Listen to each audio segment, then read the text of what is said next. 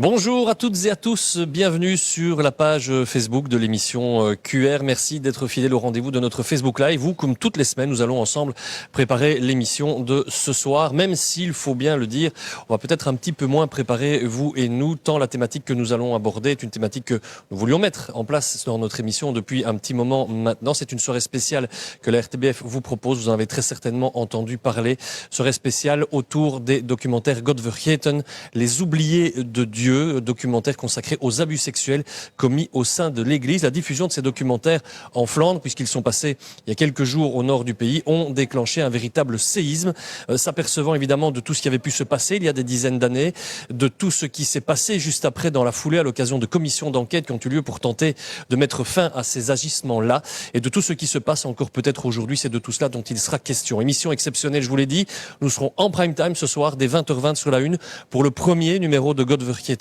où vous entendrez des victimes expliquer très clairement ce qu'elles ont vécu au sein de l'Église catholique belge. Ce sont des mots forts, ce sont des mots très durs, ce sont des agissements écœurants par moments, vraiment, tant on se rend compte qu'il y a eu de la manipulation, des abus évidemment, et tant on se rend compte aussi par la suite, et c'est l'objet du deuxième numéro de Godvergeten que l'on diffuserons après une première partie de débat. Eh bien, dans ce deuxième numéro, on découvre à quel point parfois il y a eu des protections, à quel point cette commission n'a peut-être pas pu faire toute la lumière nécessaire sur ces agissements, et cela pose évidemment d'énormes questions. Un débat en deux parties. Juste après les premiers témoignages, nous aurons des témoins face à des représentants de l'Église catholique de Belgique. Nous aurons aussi en deuxième partie des représentants du monde politique, des membres de la commission d'enquête qui a lieu en ce moment, puisque commission d'enquête il y a, Godvergeten, je vous l'ai dit, a déclenché un véritable séisme chez nous.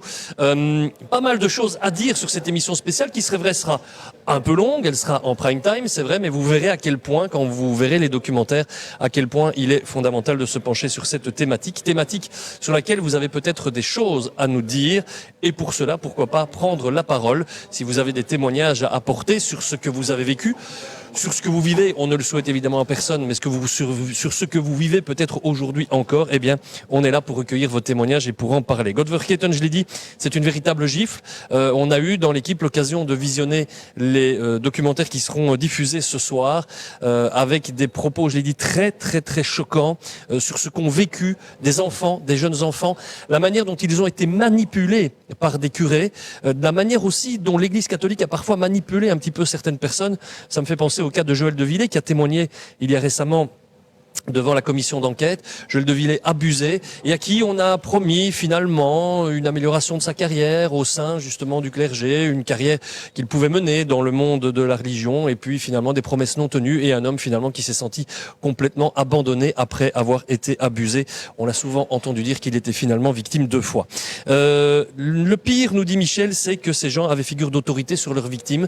Vous étiez quelques-uns à vous demander si tout cela ne posait pas aussi la question de la circonstance aggravante dès lors qu'il y a autorité morale.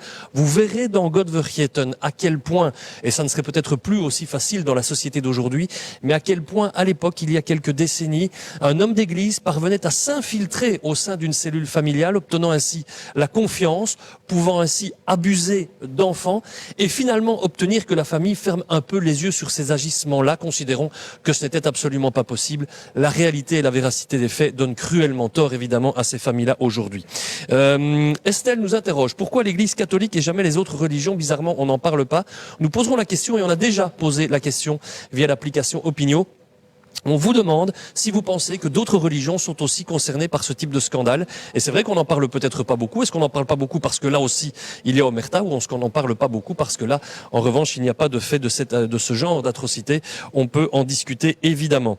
Des protections, nous dit Andreas, comme dans la politique, peut-être effectivement. Et dans la deuxième partie du documentaire, on se pose clairement la question. Ce n'est jamais clairement dit parce que c'est évidemment très difficile à prouver. Mais vous verrez que de solides questions sont quand même posées sur la manière dont certains hauts responsables de l'Église catholique de Belgique ont masqué des faits, ont peut-être empêché certains enquêteurs de faire correctement leur travail.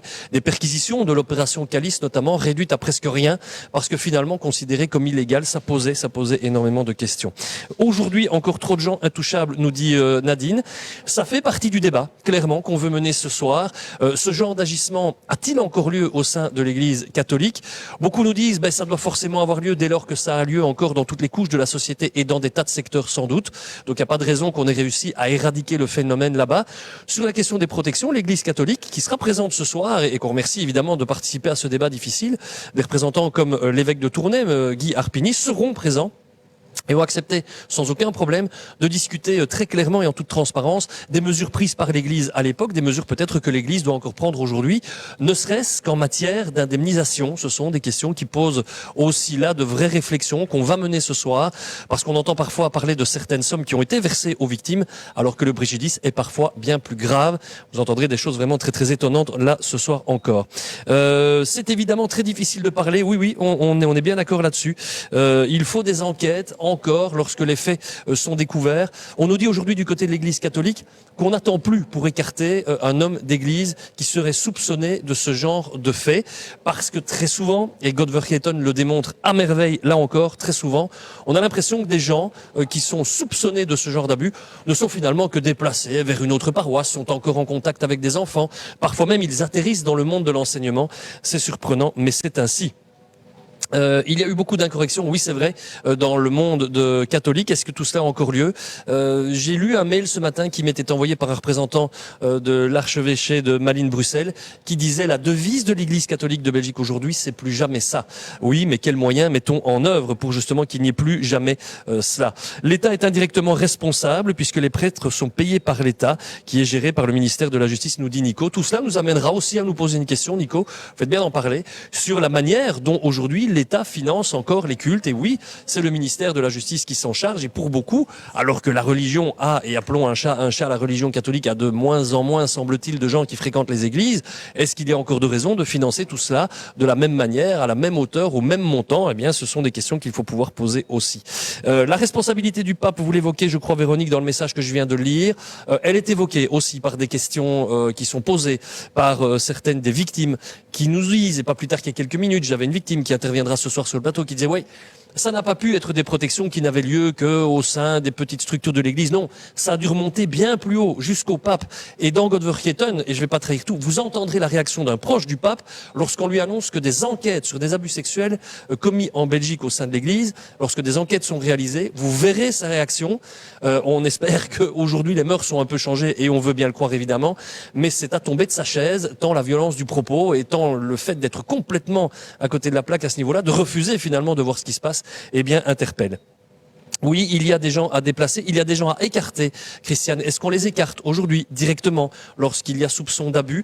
On va aussi se poser la question de savoir pourquoi ces gens sont remis aussi parfois en place alors qu'il y a soupçon, alors que parfois la justice a même tranché, que des gens ont été punis, et qu'il y a eu peine de prison. Et dans certains cas, on entend, ben oui, mais peut-être qu'à partir du moment où la peine a été accomplie, il y a peut-être plus de raison de les empêcher de travailler dans le monde de la religion et donc d'être en contact avec des gens dans une église. Ben, à vous de vous faire une idée sur tout cela. Ces actes-là remontent, c'est vrai, il y a des dizaines d'années. Si aujourd'hui, vous constatez encore des abus, si vous constatez qu'il y a des soupçons autour de vous, n'hésitez pas à prendre la parole via ce Facebook Live, c'est là pour ça.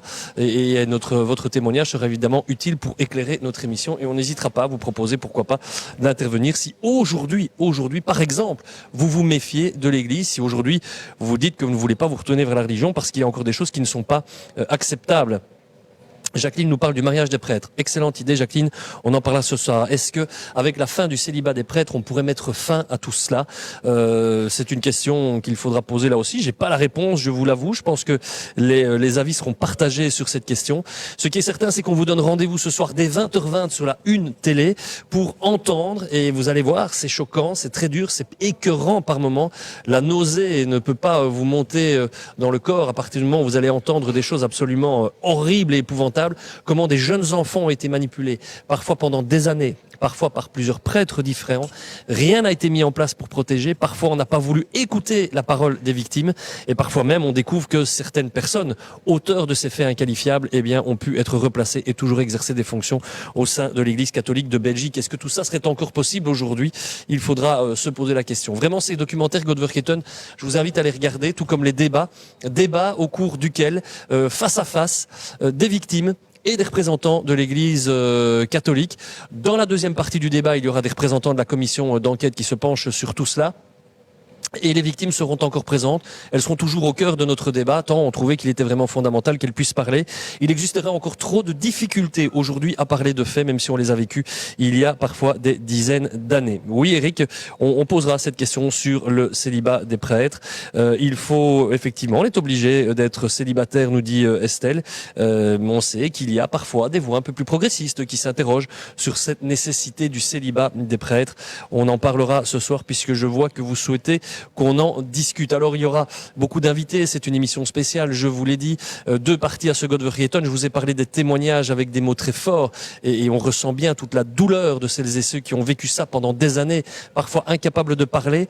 Point commun entre toutes ces victimes, et il faudra qu'elles nous expliquent cela aussi tout à l'heure sur le plateau, point commun, la difficulté de se rendre compte de ce qu'on vivait.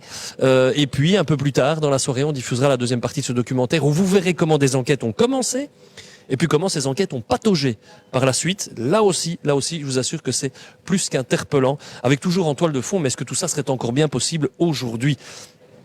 L'Église organise-t-elle un contrôle interne? Est-ce qu'elle organise des accompagnements psychologiques? C'est une bonne question.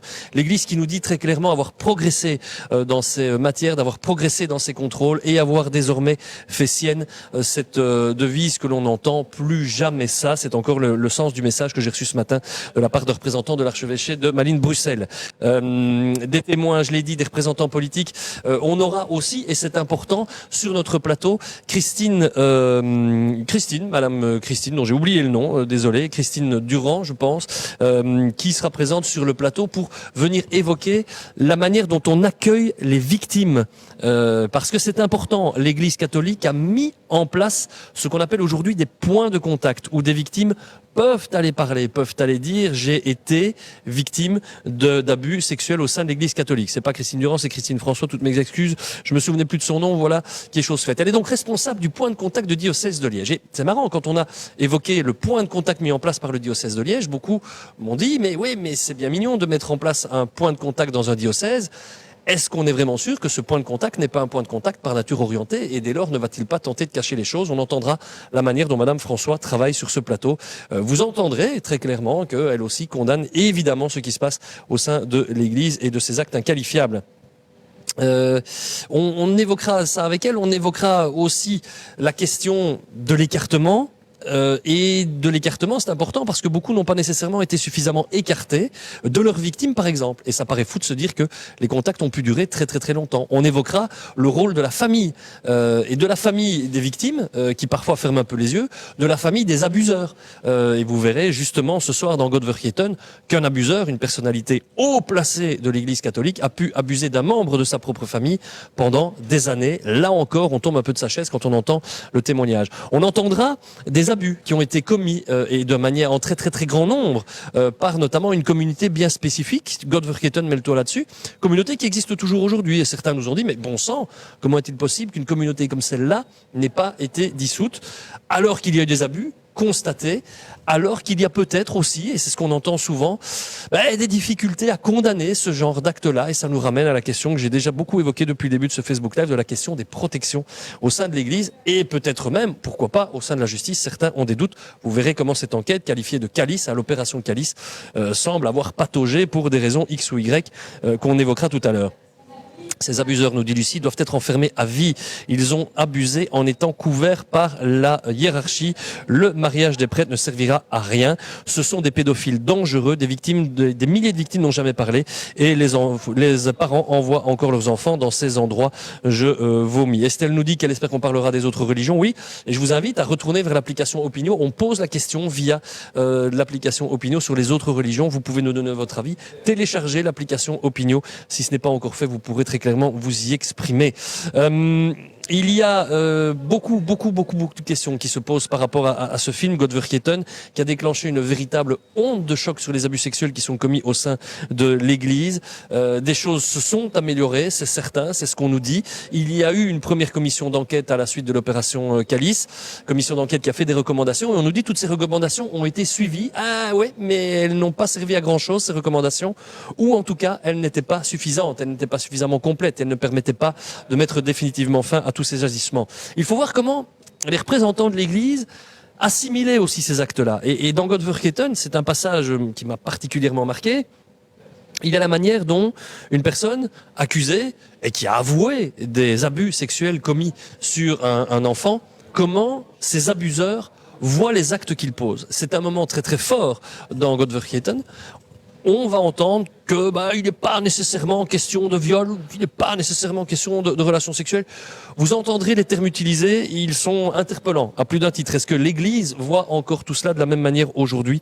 Il faudra se poser la question. Oui, il y a des difficultés à avoir aussi vu ces gens démissionner, ces abuseurs qui sont rendus coupables de tous ces faits inqualifiables. Je le répète, c'est une soirée très particulière, c'est une soirée exceptionnelle, un numéro spécial de QR qu'on vous propose ce soir sur les abus sexuels commis au sein de l'Église catholique en Belgique. C'est vrai que le documentaire se focalise très très fort sur le nord du pays, mais on pourrait évidemment étendre ça à d'autres pays, et on nous dira que la Belgique a vraiment bien pris la mesure du problème, et que c'est pas nécessairement le cas sur d'autres continents, que c'est pas nécessairement le cas dans d'autres pays. Là aussi, ça mérite d'être éclairé, et en tout cas qu'on puisse l'entendre, parce que oui, il y a vraiment des choses qui ont peut-être bougé chez nous, qui bougent pas ailleurs, et qui font que le fléau existe encore. Oui, on parlera de l'indemnité des victimes, on parlera encore une fois de cette vision qu'ont certains de ces actes inqualifiables, et on mènera ce débat lors d'une soirée spéciale que je vous résume. On se retrouve à 20h20, je vous lancerai le documentaire qui démarra sur le coup de 20h22 pour le coup, 20h20. On lance le QR spécial. Vers 21h05, 21h10, on se retrouve pour une première partie de débat. Face à face, des victimes de ces abus sexuels et des représentants de l'Église catholique de Belgique. Un peu plus tard dans la soirée, on vous diffuse le deuxième numéro de Godvergeten, l'opération Calice.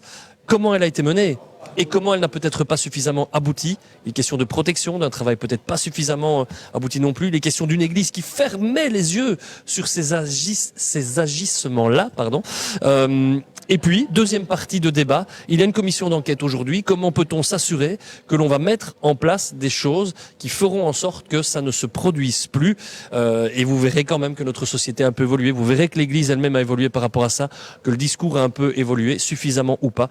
Vous en serez évidemment juge à la fin de notre émission.